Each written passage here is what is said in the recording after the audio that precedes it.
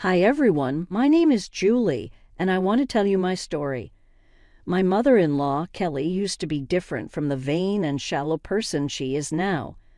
My husband, James, thinks this change in her personality happened later in life. When they were young, James and Kelly had a simple life. They didn't have a lot, but they used what they had. When James was only 5 years old, his father died, and Kelly had to become the one who earned money for the family. She worked hard to take care of them, and they lived a simple but happy life until James finished college and got a good job. James is a great guy, nice, smart, and modest. He got a full scholarship to medical school and became a doctor. Even with all his success, James has always stayed humble. But things started to change for Kelly when she looked for a fancier way of living. I want to say that I don't have a job right now, and there are personal reasons for this, which I will talk about later. Just because I don't have a job doesn't mean I'm broke or need help from others. Sadly, when Kelly and I first met, she got the wrong idea about me. Maybe it was how I dressed or acted, but something about me seemed to bother her. At our first meeting, Kelly looked at James and asked, "Is this the girl you've been talking about? She's just normal and ordinary. Why would you pick someone like her? Does she have a job?" "My name is Julie. I don't have a job right now, but that doesn't say anything about my value." Kelly quickly called me a gold digger and a parasite, thinking I was only with James for his money. She made strong and unfair opinions about who I am. James was next to me and stood up for me, but the fight with Kelly got worse fast, so we had to go.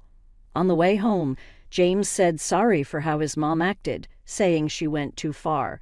He tried to make me feel better, saying his mom had changed and asking me not to let her words upset me.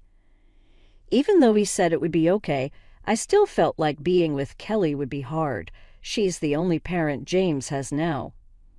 I chose to take a step back and let Kelly have some space. We can't completely cut her off, especially because we don't have a lot of extended family. I understood that it would be hard to find a way to live together with her. "I won't make you be friends with her," James said, "but can you at least be nice when you're near her?" "I can be nice to your mom, James, but I don't think she'll be nice to me," I said, feeling a bit frustrated and worried. "It's okay, Julie," he said to make me feel better. "I will ensure she stays within the limits. If things get too much, we can discuss having less contact. I care about my mom, but I care about you as well, and I won't allow her to bother you without a reason." Even though James said everything was fine, I still felt worried about my relationship with Kelly. Even though James said he would help me, I still felt like it wouldn't be that easy. James and I got married 2 years after we began dating. Because of money issues, we chose to have a small court wedding. James was sending a lot of money to Kelly each month, saying it was for emergencies. Even after we got married, he kept sending her money, and that made our money situation tough. I didn't say anything because I thought he should help his mom, but soon Kelly turned into a big problem for us. She often said bad things about me, talking with her friends and spreading rumors that I was just after money. At first, I tried to ignore it, but as the rumors started to hurt my reputation, it got harder to just let it go. Even though James tried to help me, Kelly was never nice to me. She looked like she really believed I wasn't good enough for her son. One day, James came to me with some surprising news. "My mom wants to invite you to a little party she's having," he said. I was quick to doubt. Why would she ask me to come when she obviously doesn't like me? I asked, showing my doubts. James said, "She told me she's working on it and wants you to be there." It might sound strange, especially with her money problems lately, but she told me she got by somehow. Even though I was worried, I said yes to going to the party. James thought his mom was trying hard, and I wanted to stay positive. I really wanted us to fix our relationship and maybe even be friends, but I was unsure if Kelly would ever think of me as anything more than a problem in her son's life. The next day, Kelly sent me a text, and I thought it was to invite me to the party. However, her message took an unexpected turn. She started by talking about the party, which she planned to host at a 5-star hotel that everyone had been raving about. She seemed thrilled, promising her friends a fantastic time and planning to invite around 21 people.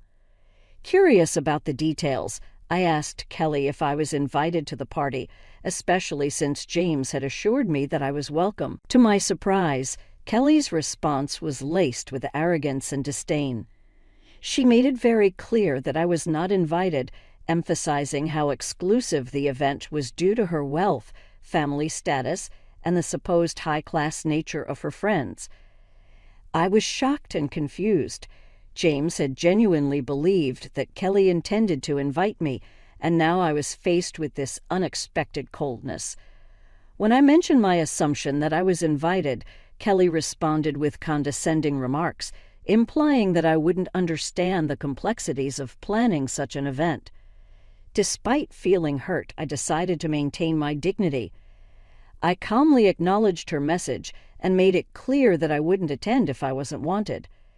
Kelly reiterated her stance once again, highlighting her class and status.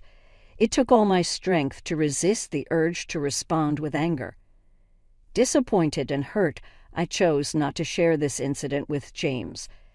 Instead, I decided to quietly wait for the day of the party. As the day of the party approached, Kelly, oblivious to the emotional impact of her actions, sent me a picture. It showed her and her friends dressed in designer outfits, flaunting their wealth and status on social media. I chose not to respond, instead focusing on my work and waiting patiently for what would happen next.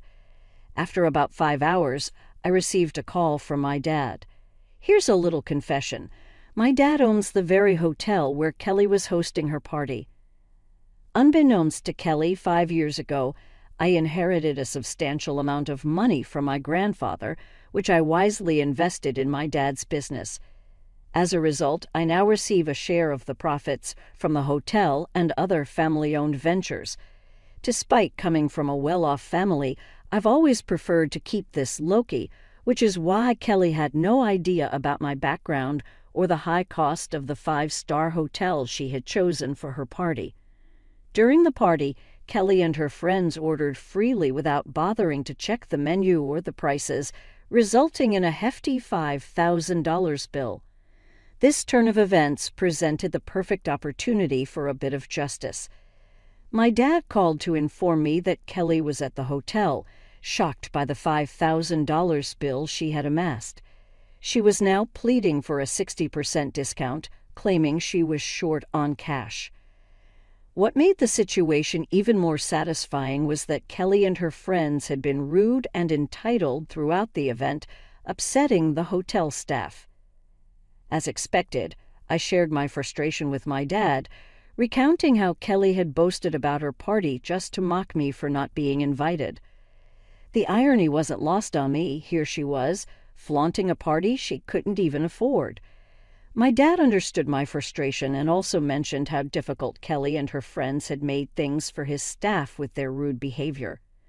Seeing a chance for some poetic justice, I suggested a little revenge. I proposed that Kelly and her friends should be made to wash the dishes, clean the entire kitchen, and mop the floors as a consequence of their insulting behavior. I wanted to make sure that everyone who had mistreated the staff would face the same consequences.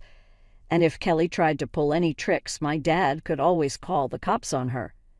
My dad laughed at the idea and gave it a big thumbs up. He even offered to send me pictures of the whole event.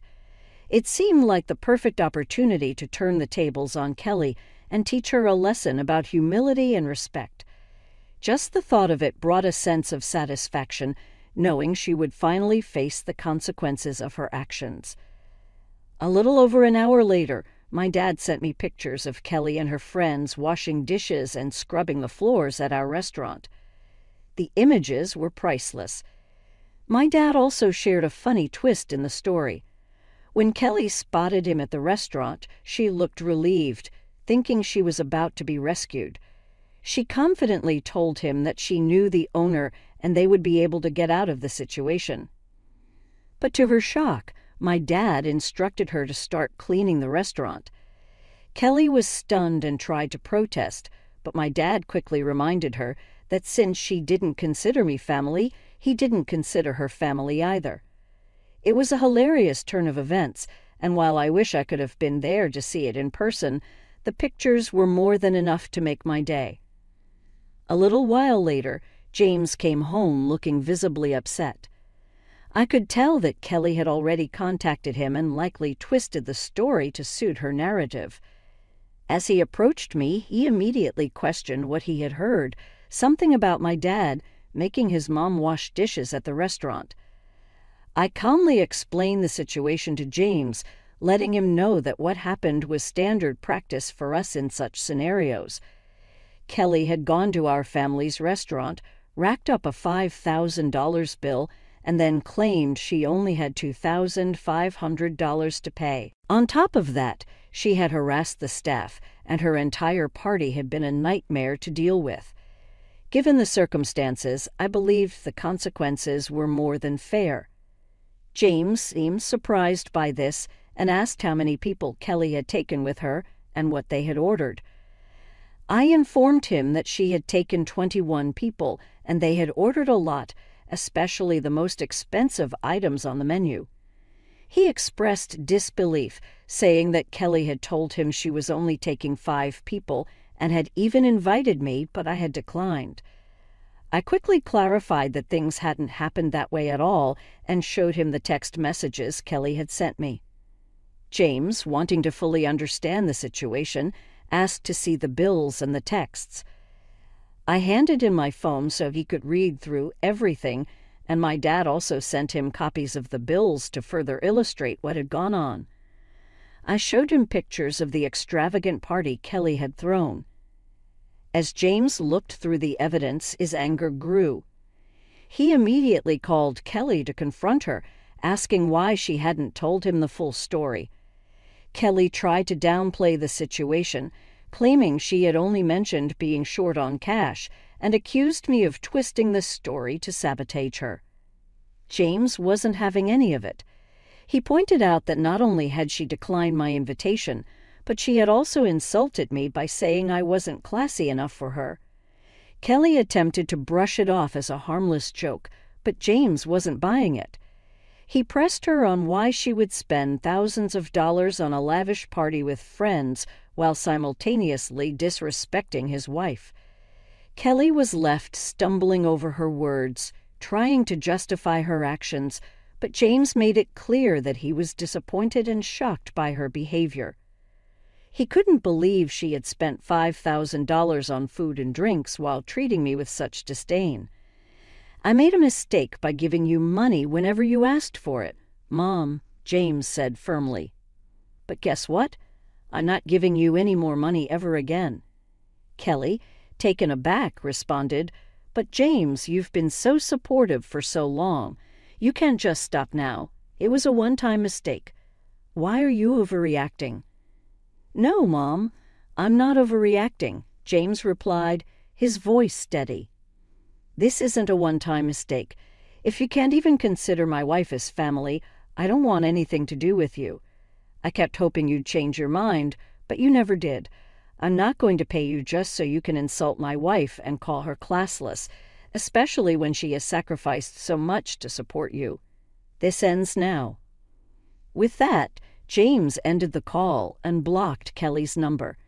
He turned to me with deep regret in his eyes and apologized profusely for getting angry at me without knowing the full story. I forgave him because, in the end, he stood up for me when it really mattered. We had a serious discussion about Kelly and agreed that she would no longer be a part of our lives, at least for the time being. Although James is now a wealthy man, he understands the importance of staying humble. He found Kelly's behavior completely unacceptable, especially since it was directed towards me. I wholeheartedly agreed it was unfair, and I was ready to remove her from our lives for good. In the days that followed, Kelly's desperation grew. She realized that her own actions might have permanently damaged her relationship with her son, sending her into a state of panic. She started showing up at our house, demanding to speak with James. Each time she was turned away at the door, her demands turned into pleas and eventually into outright begging. Despite having a job, Kelly's income wasn't enough to support the high-end lifestyle she had become accustomed to over the years. Now, with James cutting her off financially, she found herself struggling. Meanwhile, instead of continuing to support Kelly, James chose to invest some of his funds into my dad's business, helping him open new hotels and restaurants in the neighborhood. Kelly was left to face the consequences of her actions, realizing too late that her behavior had cost her more than just money. It had cost her the relationship with her son. We do have plans to expand our hotel business into bigger cities, but we'll have to take things one step at a time and see what the future holds. There are many things to think about when making a big move, and we want to ensure everything is done correctly. Since James stopped sending money to Kelly, her life has changed a lot. She was used to a much nicer and fancier way of living, but now her life has changed a lot. Without money help from James, Kelly had a harder time keeping her rented condo. The bills began to stack up, and she soon saw that her income wasn't enough to pay for the high costs she was used to. After having a hard time with money, she finally chose to end her lease and move into a smaller one-bedroom apartment. Now, after paying all her bills, she has very little money left for anything extra. The nice things she used to have are not available to her anymore. We know all of this because Kelly keeps us updated with emails. She still tries to make her past actions seem less serious, acting like we are the ones making a big deal and that she hasn't done anything wrong. But the truth is simple. What she did caused this situation, and because of that, she will be gone from our lives for a while. About a month ago, I found out that I'm going to have a baby, and James and I are really happy. This news has made us very happy, and we are fully focused on getting ready for our baby. We have been working hard on all the details, like getting the nursery ready and making sure we have everything for when the baby arrives. It's a fun and active time, but we wouldn't want it any other way. I'm really glad that our child won't have to deal with the negativity and shallowness that Kelly shows. As we get ready to welcome our baby, I want to keep our child safe from any bad influences, especially from someone who doesn't care about others. If Kelly ever tries to be involved in our child's life, I will make sure she doesn't get the chance to say anything silly or negative to our child. Right now, we are working hard to be great parents and make sure our child comes into a caring and helpful home. We want a healthy and happy baby, and we are thankful for all the good things we have as we start this new part of our lives. We would love your good wishes and support as we get ready to welcome our baby into the world. I can still picture the day my parents talked to me in our living room just like it was yesterday. I was 7 years old, wearing my favorite purple dress that had butterflies on it, holding my old teddy bear tightly. Mom and Dad said they will not live together anymore. They were very relaxed about it. No yelling. Don't throw things. Two grown-ups who stopped loving each other, choosing to part ways. I didn't shed any tears. I might have been too young to fully get what was going on. They split everything up really well. Mom got the house. Dad got a new apartment. I have 2 bedrooms. The custody plan was easy. 1 week with Mom and 1 week with Dad. And Dad, being Dad, made sure that Mom and I had enough money to be okay. Around a year after the divorce, Dad met Sarah. I can still recall the first time he brought us together at a nearby diner. She had nice eyes and a friendly smile. Her son, Tommy, was sitting beside her, playing with his French fries. "Hi, Brittany," Sarah said, smiling wide. "Your dad has shared a lot about you." Tommy raised his head from his plate. "Will you be my sister?" I liked them right away. Sarah was real and didn't put in too much effort or pretend to be nice, unlike some of Dad's past dates. She was just genuine. Tommy was 3 years younger than me, and he became the brother I always wanted. At that time, Mom began going out with Richard. He settled in really fast. I saw that Mom acted differently. She looked distracted and kept touching her stomach when she thought no one could see her. They had a little wedding at City Hall. 2 months later, my half-sister, Emily, came into the world. I remember being in the hospital room, seeing this small pink baby in Mom's arms. Richard was watching them closely, very focused. I was in the corner, moving my feet back and forth. It was like I was seeing a family picture being made, one that I wasn't part of. Dad and Sarah got married in that year. Their wedding was unique. They made sure that Tommy and I were part of everything. Sarah let me help choose her dress. At the ceremony, Dad made special promises to Tommy and me. "Today, I'm not just getting a wife," he said, his voice full of feeling. "I'm getting another child to love. Our 2 wonderful kids are getting a larger family." That night, when Sarah put me to bed at their house, she kissed my forehead. "You know, Brittany," she said, "I always wanted a girl. Thanks for including me in your life." I gave her a big hug. Even then, I knew that my family situation was not normal, but I was lucky to have at least one home where I really belonged. Things at Mom's house were different after Emily came along. It was not a big deal. No mean words or bad treatment. I felt like I was slowly disappearing like a ghost in my own house. Mom stopped working to take care of the house full-time. Everything started to focus on Emily. At first, I told myself it was okay. A baby definitely needs more care. But as the months went by, people began to forget. Small things at the beginning, then larger ones. I remember being outside school in the rain, seeing other kids go with their parents after the meeting with the teachers. My 4th grade teacher, Mrs. Johnson, stayed with me for nearly an hour before she called my mom. "Oh no, was that today?" Mom's voice was shaky on the phone. "I'm really sorry. I went to Emily's Mommy and Me class. Can we change the time?" We didn't set a new time. Richard picked me up that day. He hardly looked at me while driving home and was talking on his phone about work the whole time. Then my 10th birthday arrived.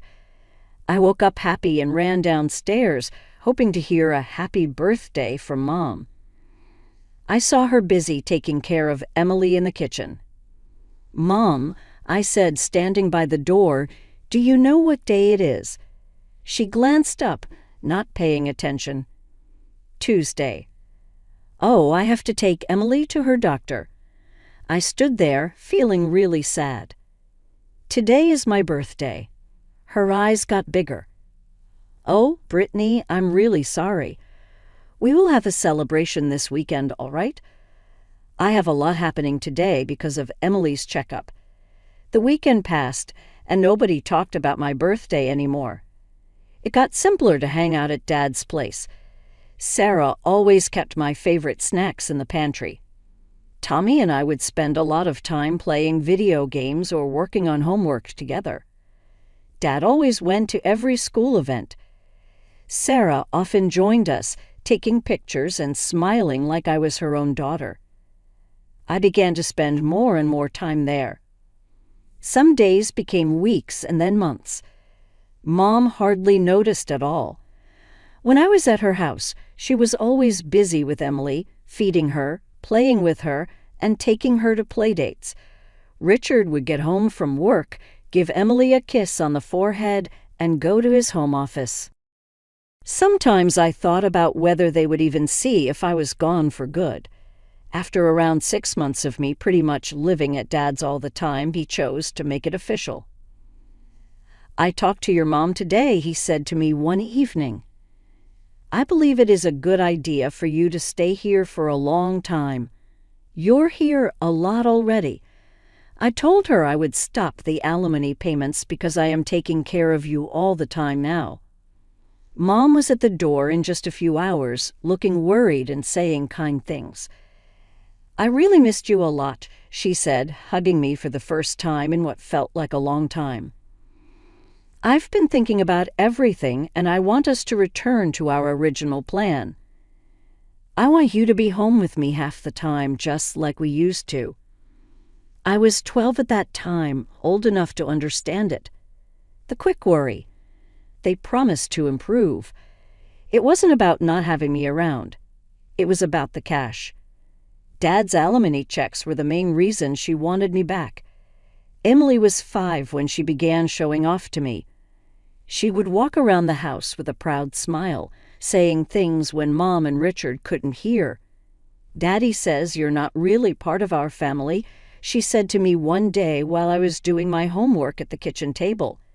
"He says you're only here for a visit." I tried to ignore her and focus on my math problems, but she just kept talking. "Mommy and Daddy love me more than they love you. Last night, Daddy told Mommy he was tired of you staying here. Mommy said, 'Just wait until you are 18. Then the money will stop and you will be gone.' It was painful. Yes, it did. But I had learned to put up walls around that hurt. My dad and Sarah taught me what true family love is.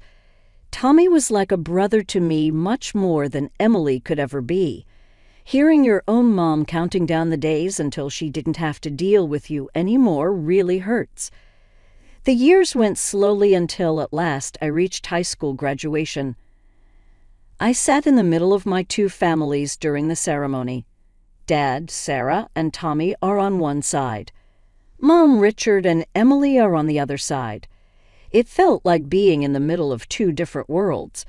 After the ceremony, Dad gave me a big hug. "We're really proud of you, Princess," he said. At the same time, Mom and Richard were already discussing my leaving before we had even left the school parking lot. "So," Richard said, shaking his car keys, "have you begun packing yet?" They didn't ask me about what I want to do after high school. I didn't care that I got into the business program with a partial scholarship. They didn't even act like they cared about my future. They just wanted to know when I would leave them alone. After 2 weeks, I took my stuff to Dad's house. I remember sitting in his living room, feeling nervous about asking for help with college costs, even though I knew he would never say no. "Dad, I got into the financial analyst program," I said, holding the acceptance letter in my hands. I received a partial scholarship, but... Before I could finish, Dad and Sarah looked at each other and smiled. "We have it all sorted, sweetie," Sarah said, taking out a folder. "We started saving for your college money when you were 8. I worked at the Silver Spoon Cafe that summer, saving every penny I could. I mostly worked in the mornings, so I had my afternoons free to be with my real family. Tommy and I went to the movies. Sarah showed me how to make good meals for when I live in the dorm. And Dad, well, Dad just kept being himself. Always there to give advice or a hug when I needed it. My mom didn't call to ask what I was doing. They never came by to check on me. She never seemed to care that her oldest daughter was getting ready to go to college. At that point, I had given up on thinking she would care. College life began with many new people and experiences all around. My dorm room was small but comfortable, and my roommate, Jenny, was really nice. But we didn't become good friends. I had so much going on with classes and my job at the campus cafe that I hardly had a moment to relax.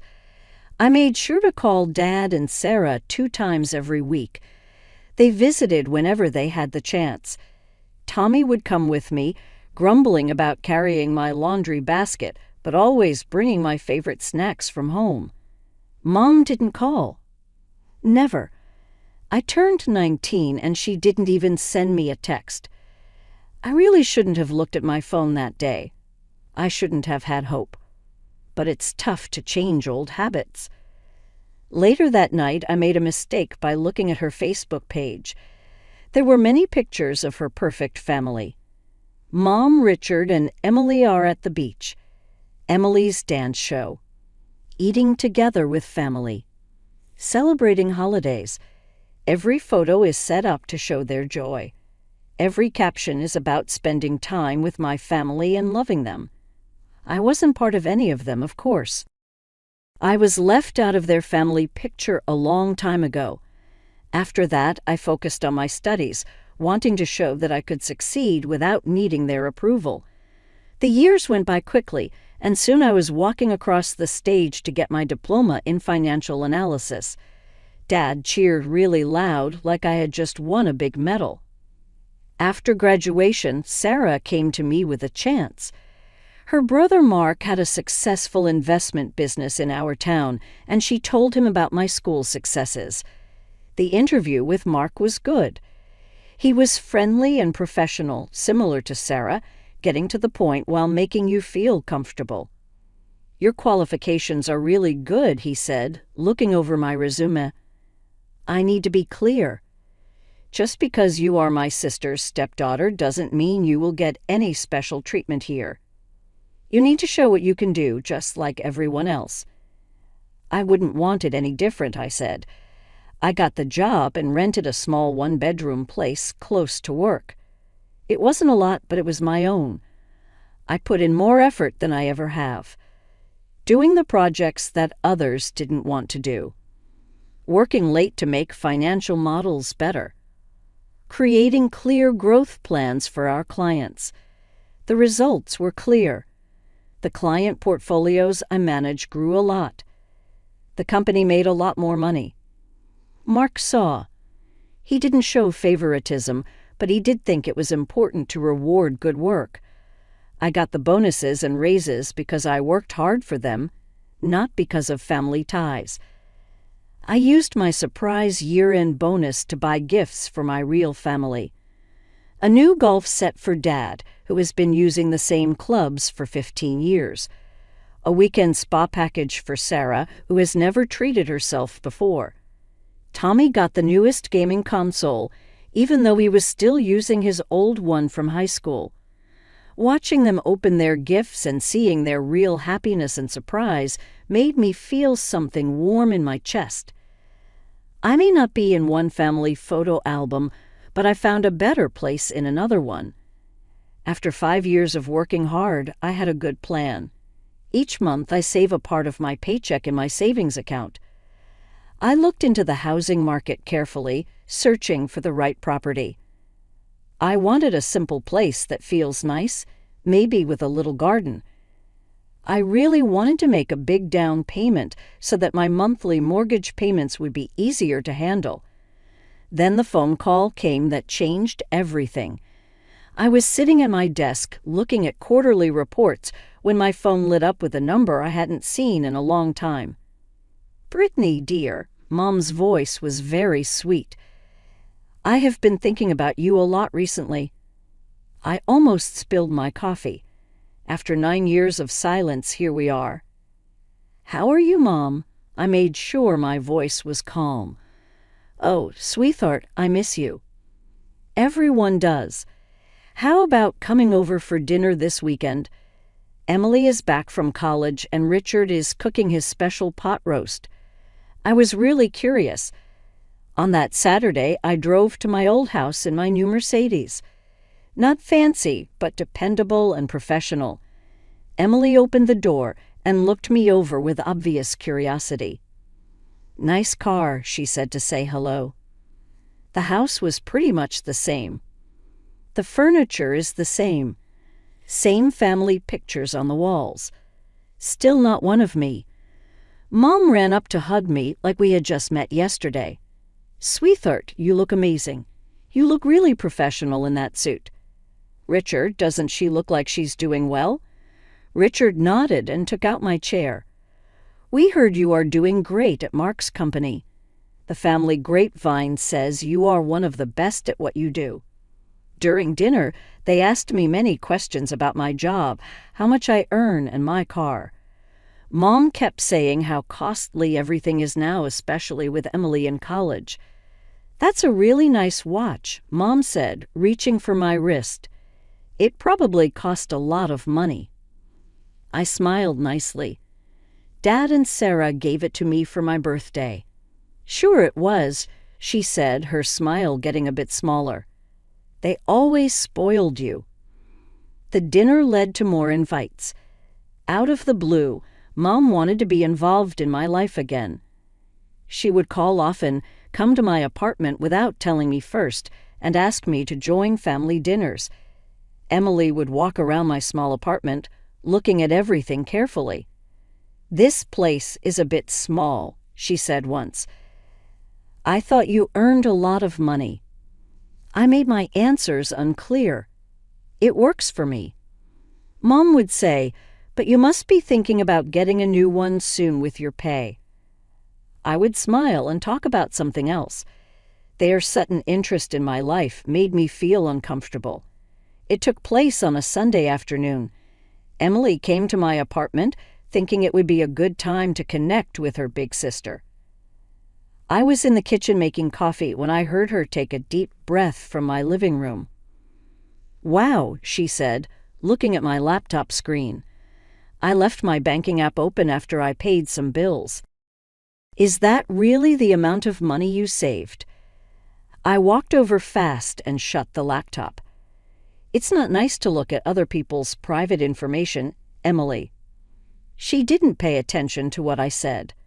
"Why are you putting away so much money? What is it for?" I thought about it but decided it was okay to tell her. "I'm going to buy a house soon. I want to make a nice down payment so my mortgage payments are not too high." Emily just nodded, but I could tell she was thinking a lot. She left soon after, saying she had to meet some friends. The next day, Mom called to ask me to dinner. When I sat down at their dining table, I could tell something was wrong. Mom had that look she would get when she was going to ask Dad for more money for us. "Emily told me you save a lot," she said, handing over the potatoes. "That's great, sweetie. Emily is really struggling with college costs, and she will need a place to live after she finishes school." I had a bite of my food and didn't say anything. "It would be really nice if her successful big sister could help her," Mom said, hinting at the idea. "Family supports each other, right?" I set my fork down. "I don't get what you mean, Mom." "Oh, come on, Brittany," she said, stopping the nice behavior. "You are doing really well. Emily wants help with an apartment and you have plenty of money saved. It would be the best choice to make." I looked at her in surprise. "What should I do?" "Are you saying I should give Emily my house down payment?" "You have a good job already," Richard said. "Emily is just beginning. She needs help more than you do." "I am not established," I said clearly. "I'm putting in a lot of effort and saving my money to create my own future." "I won't give Emily my savings." Mom looked unhappy. "Are you really going to watch your sister have a hard time while you have all that money? After everything we've done for you?" I nearly laughed at that. "What have you done for me?" "What do you mean exactly?" "Did you forget my birthdays?" "Forget about me for years. Are you going to push me away for Emily?" "You're being selfish," Richard said quietly, looking away from me. "A true sister would want to help." "A true mother would have supported both her daughters," I replied, getting to my feet. "I am putting myself first. Emily is your job, not mine." The quiet that came after was really loud. Mom sat quietly, her jaw tight, while Richard stared at his food. Emily didn't come to this dinner, but I can picture how she would react when they tell her later. Poor Emily, her selfish big sister, wouldn't let her have a free apartment. 2 weeks after that bad dinner, I had to go on a work trip to Singapore. Mark trusted me with a big client presentation, but I would be hard to reach for most of the time because of the time difference and my busy schedule. "I will be away for around 10 days, I said to Mom when she called, trying to be polite even though we had a fight recently. I want to tell you that I won't be able to talk for a while. Oh, you're abroad, right? That's nice for you, she said, sounding strangely interested. The trip was good, but when I got home and turned off airplane mode, my phone was full of notifications. Bank alerts. Many of them. My hand began to shake as I looked through them. Moving accounts. $1,750. The world began to turn. I hurried home, opened my laptop, and signed into my banking app. There it is. A big transfer to an account I didn't know. But what is the name on the transfer? Patricia Warren. My mom's name. I drove to their house really fast, with my banking app screenshots open on my phone. When I knocked on their door, Richard opened it with a smug smile that really made me angry. "Where is she?" I insisted, moving past him. Mom was in the living room, relaxed and calm, looking at a magazine. "Oh, you returned. How was your trip?" I pushed my phone towards her face. "What is this? How did you move money from my account?" She hardly looked at the screen. "I don't understand what you mean." "Please don't lie to me." "It's here, a transfer to your account. How did you make it happen?" Mom finally stopped pretending to be innocent. She set her magazine aside and smiled. Really smiled. "Okay." I sent the money. Emily needs a place to live, and since you weren't helping, we took matters into our own hands. How did you get into my apartment? My voice was trembling. Oh dear. She took a key out of her purse. Do you remember when I used your bathroom that day I came over? Making a copy takes just a minute. I felt really bad in my stomach. Please return my money right away, or I will have to call the police.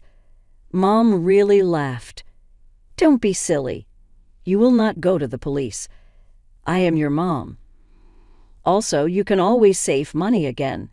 You have a nice job and no responsibilities. Emily really needs this more than you do. We have found her the perfect apartment. I mean it. I interrupted her. Give me back my money or I'm... What happens next? Mom made a mean face. Are you really going to send your own mom to jail? Sure. You don't have the courage. Richard took my arm and began to push me to the door. It's time for you to go. This is your final opportunity, I told them. Please return my money. Mom just waved goodbye with a little smile. Richard pushed me out onto the porch and closed the door in my face. It was a calm night at the police station. I sat in front of Detective Martinez, my hand calm as I filled out the complaint form. I wrote down everything, the transfer that wasn't allowed, pictures of the banking app, and texts with my mom about my business trip. Richard called me that night. His voice went from making threats to asking for help. You have to take back the complaint, he said. Do you know how your actions are affecting your mother? Your mom is crying. I ended the call. Let her be sad. I had cried many times over the years because of her. The legal process went surprisingly fast. The proof was clear, and Mom's bold confession about the stealing didn't make things better for her. She sat in the courtroom acting like a sorry mother, tears running down her face as she said she would give back every penny. I just wanted to help my little girl, she cried to the judge. I let my motherly feelings affect my thinking. I nearly laughed really hard. Motherly feelings. Since when has this been happening? The judge did not seem impressed. Mrs. Warren, your motherly feelings made you steal and cheat your other daughter on purpose. The only reason you won't go to prison is that you agreed to pay everything back and you don't have a criminal record. She received a suspended sentence and must give my money back in 30 days. I got a restraining order against her and Richard just to be careful. My dad and Sarah stayed with me the whole time. They sat behind me in court, brought me dinner when I was too tired to cook, and never once said, "I told you so," about letting Mom back into my life. "You made the right choice," Sarah said to me after the sentencing. They had to understand that they couldn't use you anymore. Tommy, as usual, tried to make everyone feel better. "Now you really know which family loves you." He was correct. The lines are clear now. I had my real family, Dad, Sarah, Tommy, and even Mark, who were really helpful during the whole situation. Then there were the others, Mom, Richard, Emily, who showed who they really were in a very dramatic way. It has been 6 months since that time. My money is back in my account, making interest while I look for a house. I'm looking at a nice 3-bedroom colonial with a fenced backyard, only 10 minutes from Dad and Sarah's house. The mortgage papers are being worked on, and this time I have the only keys to my house. Mom still tries to contact me sometimes through family or friends we both know. She says she has changed, that she is sorry, and that she wants to fix things. But I'm finished giving chances to people who only see me as something to use. Last night I had dinner with my family to celebrate my new house that I am going to buy. While we were at Sarah and Dad's dining table, telling jokes and talking about my housewarming party, I noticed something. Sometimes the family you pick is better than the family you come from. Sometimes it's best for you to let go of bad relationships. In 2 weeks, I will sign the papers for my new house. My dad is planning to help me paint the walls, and Sarah has been sending me links to furniture she thinks would be great for my living room. This is what family is all about, people who care for you, love you, and would never think of hurting you for their own benefit. Mom, Richard, and Emily can hold on to their nice family pictures and their tricky games. I have something better. A true family. A clean mind. And soon, a house with just one set of keys.